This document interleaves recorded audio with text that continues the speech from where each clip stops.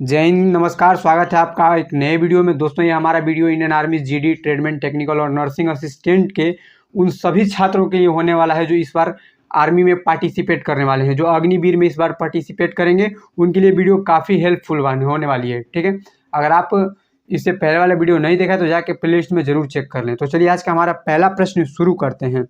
पहला प्रश्न है, बर्नौली का प्रमेय किसके संरक्षण पर आधारित है? तो आपका राइट आंसर हो जाएगा ऊर्जा संरक्षण के तहत आधारित है। ठीक है, अगला प्रश्न है, मनुष्य के शरीर का सामान्य तापमान कितना होता है? तो 98.6 फ़ारेनहाइट या 37 डिग्री सेल्सियस होता है। ठीक है, अगला प्रश्न देखेंगे, एलपीजी में मुख्यतः कौन सी गैस पाई जाती है या उपस्थित होती है? तो एलपीजी में मुख्यतः ब्यूटेन गैस उपस्थित होती है। तो आपका सही उत्तर हो जाएगा ब्यूटेन। अगला प्रश्न है, रडार निकाय में किन तरंगों का उपयोग होता है? तो आपका उत्तर हो जाएगा विद्युत चुंबकीय तरंगों का उपयोग होता है। अगला प्रश्न देखेंगे, कंप्यूटर का चिप जो इलेक्ट्रॉनिक चिप होता है वो किससे बना होता है, यानी कि उसको बनने में किस चीज़ का प्रयोग किया जाता है? तो सिलिकॉन का प्रयोग किया जाता है। ठीक है, और सिलिकॉन क्या है? एक अर्धचालक है। क्या है? अर्धचालक है। अगला प्रश्न है, भूकंप तरंगों का रिकॉर्ड किस यंत्र के द्वारा मापा जाता है?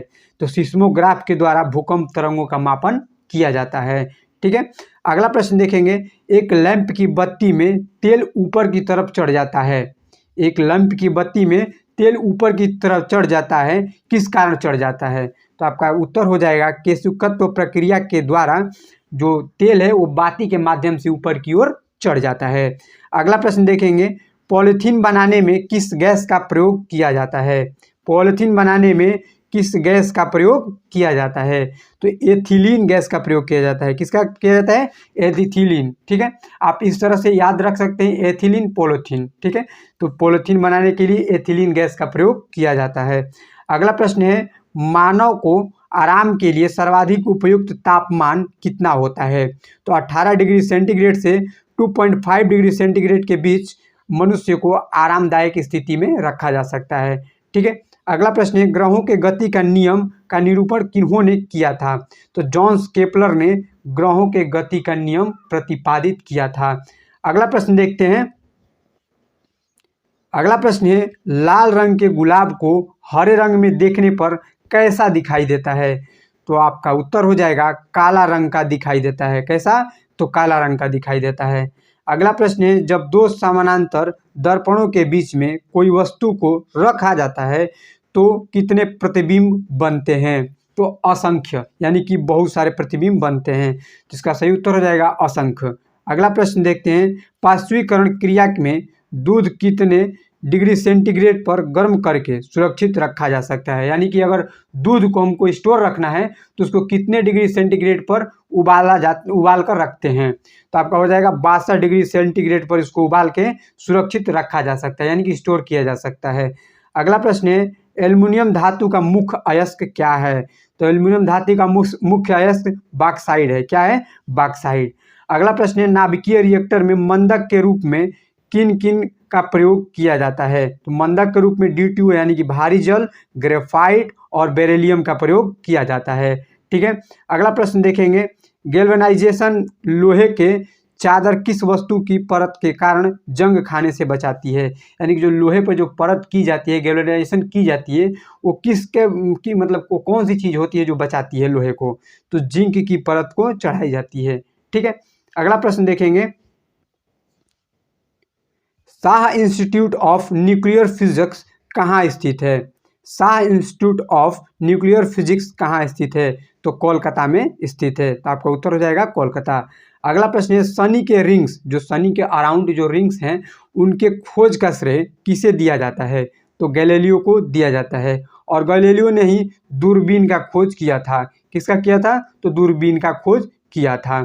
अगला प्रश्न देखेंगे, परमाणु बम में ईंधन के रूप में किस चीज़ के दो चीज़ों का प्रयोग किया जाता है? तो आपका यूरेनियम और प्लूटोनियम दो चीज़ का प्रयोग किया जाता है परमाणु बम के ईंधन के रूप में। ठीक है, अगला प्रश्न है, प्रतिरोध का SI मात्रक क्या होता है? तो प्रतिरोध का SI मात्रक आपका ओम हो जाएगा। ठीक है, अगला प्रश्न देखते हैं, पारा कितने डिग्री सेंटीग्रेड पर जम जाता है? तो 39 डिग्री सेंटीग्रेड पर पारा जम जाता है। ठीक है, अगला प्रश्न देखते हैं, दाब बढ़ने पर बर्फ का गलनांक का क्या असर पड़ता है? तो वो घट जाता है। जैसे जैसे आपकी ऊंचाई बढ़ती जाएगी, जैसे जैसे बर्फ पड़ते जाएंगे तो उसका गलनांक कम होता रहता है। तो इसका राइट आंसर हो जाएगा घट जाता है। अगला प्रश्न है, कोल गैस में मुख्यतः किनका मिश्रण है? हाइड्रोजन प्लस मीथेन का जो मिश्रण है। ठीक है, कोल गैस में मुख्यतः हाइड्रोजन और मीथेन गैस का मिश्रण रहता है। अगला प्रश्न देखेंगे, लाल लेड का रासायनिक नाम क्या है? तो लाल लेड का रासायनिक नाम ट्रैम्बिक टेट्रा ऑक्साइड है। ट्रैम्बिक टेट्रा ऑक्साइड। अगला प्रश्न देखते हैं, शुद्ध एल्कोहल में कौन सा रसायन मिलाकर पावर एल्कोहल के रूप में हवाई जहाज के ईंधन में प्रयुक्त किया जाता है? तो ईथर और बेंजीन को मिलाकर हवाई जहाज के ईंधन के रूप में प्रयुक्त किया जाता है। अगला प्रश्न है, कृत्रिम सुगंधित पदार्थ बनाने में किसका प्रयोग किया जाता है? यानी कि कृत्रिम रूप से जैसे अगरबत्ती या सेंट बनाने में जो सुगंधित हो, किस चीज़ का प्रयोग किया जाता है? तो एथिल एसीटेट का प्रयोग किया जाता है। किसका? एथिल एसीटेट का। ठीक है, अगला प्रश्न देखेंगे, फलों को सुरक्षित रखने के लिए, यानी कि फलों के रस को सुरक्षित रखने के लिए किस अम्ल का प्रयोग किया जाता है? तो फॉर्मिक अम्ल का प्रयोग किया जाता है। किसका? फॉर्मिक अम्ल का। अगला प्रश्न देखेंगे, किस गैस का प्रयोग शैल्य क्रिया व जीवाणुनाशक के रूप में किया जाता है? तो क्लोरोफॉर्म गैस का प्रयोग जीवाणुनाशक के रूप में किया जाता है। अगला प्रश्न है, रक्त प्रवाह को रोकने के लिए किनका प्रयोग किया जाता है? तो फेरिक ऑक्साइड का प्रयोग किया जाता है। किसका? फेरिक ऑक्साइड का। अगला प्रश्न है, वेल्डिंग करने में किन किन गैसों का मिश्रण प्रयोग किया जाता है? तो ऑक्सीजन प्लस एसिटिलीन गैस का मिश्रण, जो कि वेल्डिंग के समय जो गैस निकलती है उसमें प्रयोग किया जाता है। किसका? Oxygen plus acetylene. अगला प्रश्न देखते हैं, हाइड्रोजन बम का जो गैस अगला प्रश्न है, हाइड्रोजन गैस का आविष्कार किन्होंने किया है? हाइड्रोजन गैस का आविष्कार हेनरी कैवेंडिश ने किया है। तो आपका राइट आंसर हो जाएगा हेनरी कैवेंडिश। अगला प्रश्न देखते हैं, वैज्ञानिक एवं औद्योगिक अनुसंधान के लिए अगला प्रश्न है, वैज्ञानिक एवं औद्योगिक अनुसंधान के लिए भारत में दिया जाने वाला पुरस्कार कौन सा है? तो आपका उत्तर हो जाएगा शांति रूप भटनागर पुरस्कार। ठीक है, यानी कि भटनागर पुरस्कार वैज्ञानिक औद्योगिक अनुसंधान के क्षेत्रों में प्रदान किया जाता है। अगला प्रश्न देखते हैं, आग लगने वाला नापमा बम के आग में उत्पन्न करने वाला मुख्य पदार्थ क्या होता है? तो नैप्थेक पामीटेट होता है। ठीक है, अगला प्रश्न देखते हैं, वायुयानों के टायरों में हवा भरने में किस गैस का प्रयोग किया जाता है? तो हीलियम गैस का प्रयोग किया जाता है। जो वायुयान होते हैं उसमें जो गैस भरी जाती है वो हीलियम भरी जाती है। ठीक है, अगला प्रश्न है, सिंदूर का रासायनिक नाम क्या है? तो मर्क्यूरिक सल्फाइड होता है।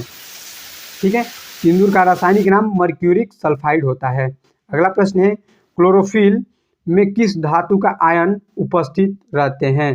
तो मैग्नीशियम धातु का आयन उपस्थित रहते हैं। ठीक है, अगला प्रश्न है, वाइन यानी कि जो शराब में उपस्थित रहता है, तो एथिल एल्कोहल उपस्थित रहता है। कौन सा? Ethyl alcohol. अगला प्रश्न देखेंगे, सोना का रासायनिक प्रतीक क्या होता है? दोस्तों, प्रतीक से कम 1 से 2 क्वेश्चन आपसे पूछे जा सकते हैं। ठीक है, इसलिए आप प्रतीक, जितने भी प्रतीक चिन्ह या प्रतीक जो होते हैं उसके शॉर्ट फॉर्म में उसको याद करके जाएं। तो सोना का रासायनिक प्रतीक क्या होता है? तो AU होता है। ठीक है, अगला प्रश्न है, रासायनिक दृष्टि से चीनी का क्या होता है? तो रासायनिक दृष्टि से चीनी सुक्रोज होता है। क्या होता है? सुक्रोज। दोस्तों, जितने भी क्वेश्चन है Indian army GD tradesmen nursing assistant और क्लर्क के लिए बहुत ही इंपॉर्टेंट है, इसलिए वीडियो को बिना स्किप के शुरू से अंत तक देखें। अगर वीडियो पसंद आती है तो वीडियो को लाइक जरूर करें। ठीक है, अगला प्रश्न देखते हैं, बर्फ के साथ नमक का घोल मिलाने पर इसके गलनांक पर क्या प्रभाव पड़ता है? तो कम हो जाता है। ठीक है, बर्फ के साथ अगर नमक को हम मिक्स करें या बर्फ के स्लिप अगर हम नमक लेपन कर दें तो वो उसका गलनांक थोड़ा कम हो जाएगा। तो आपका सही उत्तर हो जाएगा कम हो जाता है। ठीक है, अगला प्रश्न देखते हैं, भार के अनुपात में जल के हाइड्रोजन व ऑक्सीजन का हाइड्रोजन का क्या अनुपात होगा? तो आपका हो जाएगा 1:8। ठीक है, अगला प्रश्न देखते हैं, दांतों व हड्डियों में उपस्थित रहता है, तो कैल्शियम फॉस्फेट उपस्थित रहता है। ठीक है, अगला प्रश्न है, चमकीले विद्युत विज्ञापनों में किस गैस का प्रयोग किया जाता है? जो चमकीले आपके जो बढ़ने वाले लाइट्स होते हैं उसमें किस गैस का प्रयोग किया जाता है? तो नियोन गैस का प्रयोग किया जाता है। किसका? नियोन गैस का। तो दोस्तों ये रहे आपके कुछ मोस्ट इंपॉर्टेंट क्वेश्चन। ऐसे ही डेली प्रैक्टिस सेट पाने के लिए हमारे चैनल को सब्सक्राइब जरूर करें। जय हिंद, जय भारत।